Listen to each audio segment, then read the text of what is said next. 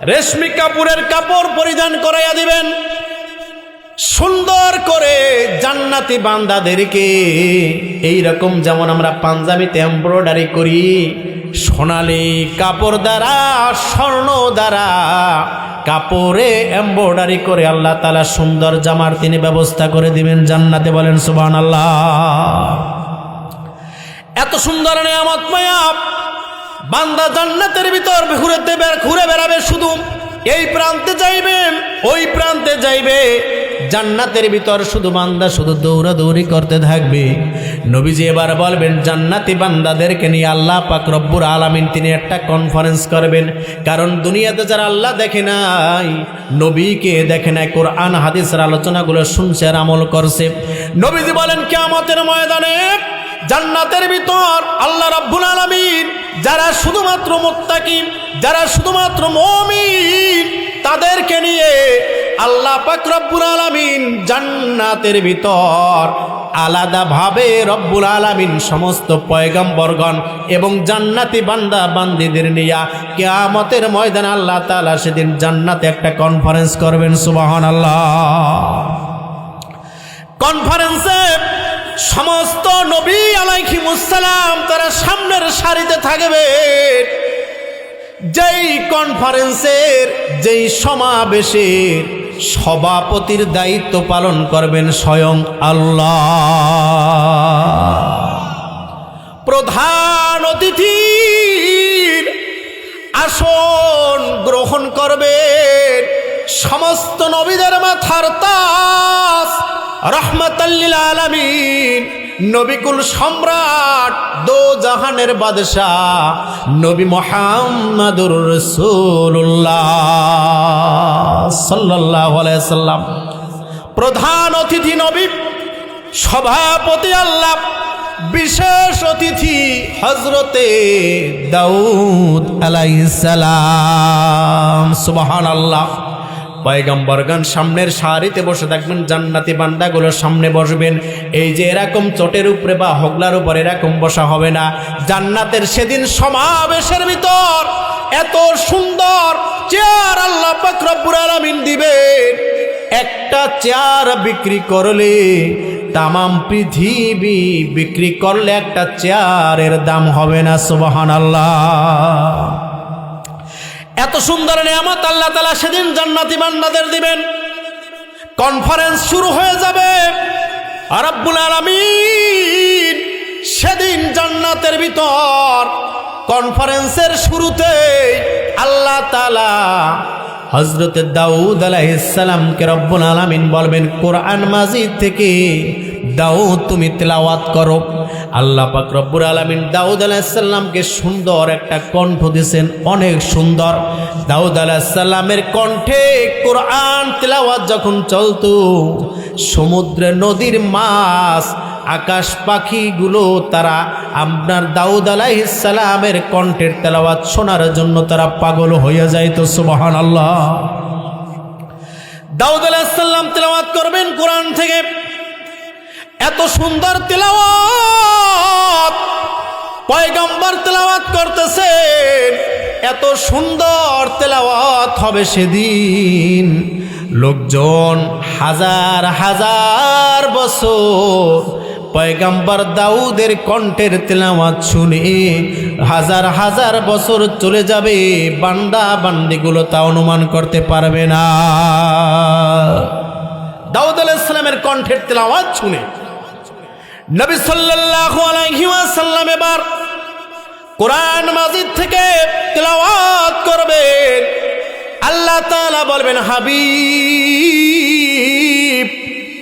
আপনার উম্মতগুলো না দেখে, শেষ জমানার উম্মতগুলো না দেখে আপনার ইতাআত করছে, আপনার আনুগত্য করছে। আপনার উপর আমি কোরআন নাজিল করেছি।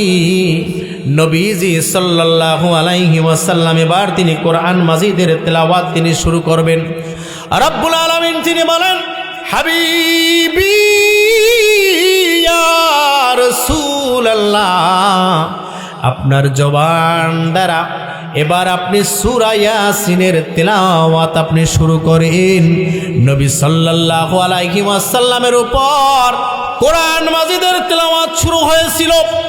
যেই নবীদের উপর কোরআন মাজিদ নাজিল করেছিলেন আল্লাহ, সেই নবী মুহাম্মদ সাল্লাল্লাহু আলাইহি ওয়াসাল্লাম কোরআন থেকে যখন তেলাওয়াত শুরু করবেন সূরা ইয়াসিন, বান্দা বান্দিগুলো নবীজির চেহারার দিকে তাকায়া আর কোরআন তেলাওয়াত শুনে লক্ষ লক্ষ বছর চলে যাবে, বান্দাগুলো তা অনুমান করতে পারবে না।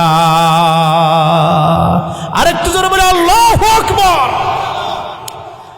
এবার পয়গম্বরের তেলাওয়াত হলো, বান্দার সামনে এবার যে আল্লাহ পাক রব্বুল আলামিন কোরআন যিনি স্বয়ং নিজে যিনি নাজিল করলেন, সে আল্লাহ সুবহানাহু ওয়া তাআলা এবার তিনি কোরআনের তেলাওয়াত তিনি করবেন বান্দার সামনে। সুবহানাল্লাহ।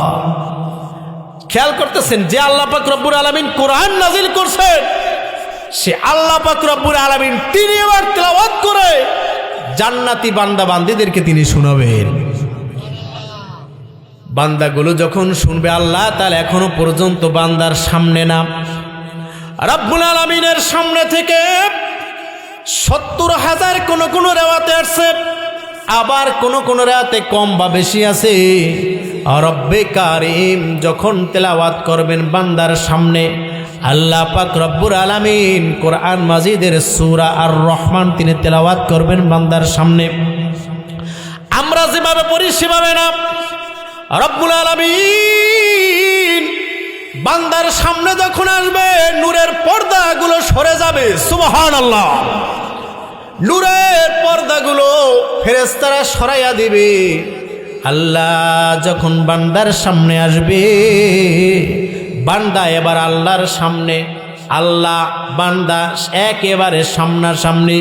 বান্দা আল্লাহকে দেখা মাত্র, যে আল্লাহকে জীবনেও দেখে নাই, এমনকি জান্নাতে যাওয়ার পরে এখনো পর্যন্ত সাক্ষাৎ হয় নাই রবের, আল্লাহ তাআলা তখন যখন বান্দার সামনে একেবারে চলে যাবে, বান্দা আল্লাহ পাক রব্বুল আলামিনকে দেখা মাত্রই অপলক নেত্রে বান্দা আল্লাহ তাআলার দিকে তাকাইয়া থাকবে। সুবহানাল্লাহ। বান্দা আল্লাহর দিকে তাকাইয়া থাকবে, আল্লাহ ও বান্দার দিকে তাকাইয়া থাকবে। রব্বুল আলামিন এবার সভাপতির আসন তিনি গ্রহণ করে কোরআন মাজিদ থেকে আল্লাহ সুবহানাহু ওয়া তাআলা সূরা রহমানের তেলাওয়াত করবেন। আনার রহমান আল্লামাল কুরআন খলাকাল ইনসান। আল্লাহু আকবার। আমি আল্লাহ বলেন, আমি দয়াময় আল্লাহ, ও বান্দা আমাকে ডাক দাও। আমার শুধু আল্লাহ নামে ডাকো তা না, অনেক আমার নাম আছে। উলিদুল্লাহ আউইদুর রহমান আইয়াম্মা তাদউ ফালাহুল আসমাউল হুসনা। বান্দা তুমি আমাকে যে নাম ধরে ডাকো, আল্লাহ নামে ডাকো, রহমান নামে ডাকো, যে নামে আমাকে ডাকো, আমি আল্লাহ তোমার ডাকে আমি সাড়া দিয়ে থাকি। সুবহানাল্লাহ। রব্বুল আলামিন সেদিন বান্দার সামনে এসে সূরা রহমানের তেলাওয়াত করবে। আল্লাহ তাআলা তেলাওয়াত করতেছে তার জবান দ্বারা, পবিত্র জবান দ্বারা।